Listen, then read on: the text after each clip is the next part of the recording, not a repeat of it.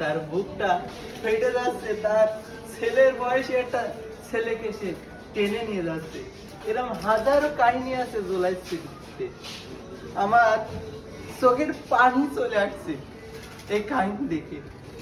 দেখুন এই বাবাটা কি বলছে, কি বলছে এই বাবাটা। ছবি তুলুন আমাকে, ইচ্ছা মতো ছবি তুলুন, সমস্যা নাই আমার, কিন্তু আমার বাচ্চাকে কি ফিরিয়ে দিতে পারবেন? পারবেন না অবশ্যই। যদি পারতেন তাহলে আমাকে